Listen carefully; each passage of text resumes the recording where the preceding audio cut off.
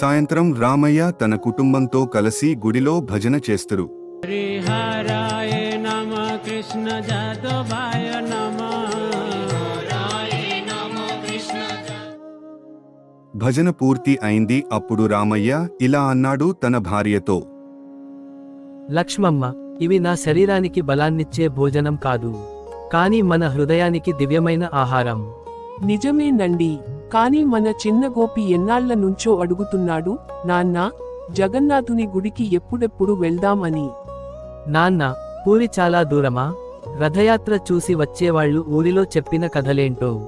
జగన్నాథుడు సాక్షాత్తు దేవుడు పిలిస్తే పలుకుతాడు అంట. అక్కడ వెళ్లడం మనకు సాధ్యమా గోపీ?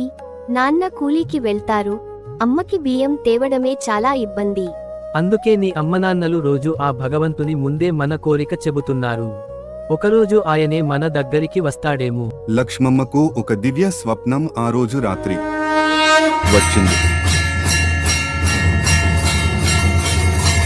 లక్ష్మమ్మ, నీ భక్తి నా గుండెను తాకింది. పూరిలోనే ఉండే దేవుడిని కాను, నీ ఇంటికే వస్తాను. తెల్లవారి అయింది. అందరూ లేచారు. ఏమయ్యా, నాకు ఓ స్వప్నం వచ్చింది. జగన్నాథుడు చెప్పారు, నీ ఇంటికే వస్తానన్నారు. నాకు అదే స్వప్నం వచ్చింది. జగన్నాథుని స్వరమే నన్ను పిలిచాడు నాన్న. నన్ను చూసి నవ్వాడు. నిజమే కదా? అలాంటిది నిజమవుతుందా? దేవుడు నిజంగా మన దగ్గరకి వస్తాడా?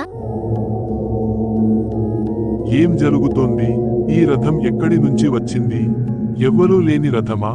ఎవరు లేరు కానీ స్వరాల విన్నారా?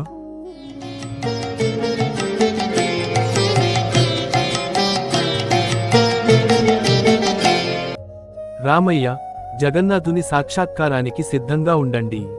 స్వామి, మీరెవరు? ఇదేమి ఘనత మా జీవితానికి? మీ భక్తి దేవునికి చేరింది. మీరు పాడిన పాటలన్నీ ఆయన విన్నాడు. మీరు భోజనానికి ముందు పెట్టిన మొక్కజొన్న గింజ ఆయనకు పుష్పంలా అనిపించింది. జగన్నాథుడు ఈ రథంలో ఉన్నారు. ఈ ఊరంతా మీ కుటుంబం కోసం ఆయన దర్శనమిస్తున్నాడు. ఓ పేద కుటుంబం భక్తితో ఇలా దేవుని దగ్గరకు వచ్చిందంటే దేవుడు ఎంత దయామయుడు. కొన్ని సంవత్సరాల తర్వాత రామయ్య వాళ్ళు బాగా సంపాదిస్తారు, ధనవంతులు అవుతారు. ఈ గుడి దేవుడి గుడి కాదు రాధ, మన తల్లిదండ్రుల భక్తికి ప్రతీక. అవును అన్నా, జగన్నాథుడు మనం నమ్మిన ప్రతి కోరికకి జవాబు ఇచ్చాడు. గోపి, జగన్నాథుడు మన ఇంటికి వచ్చిన రోజు కన్నా ఆనందమైన రోజు ఇంకేదైనా ఉందా?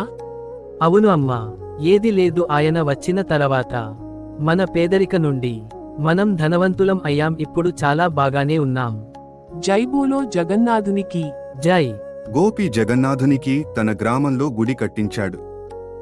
సందేశం: భగవంతుడు ధనాన్ని కాదు, మన హృదయాన్ని చూస్తాడు. నిజమైన భక్తికి దేవుడే వస్తాడు.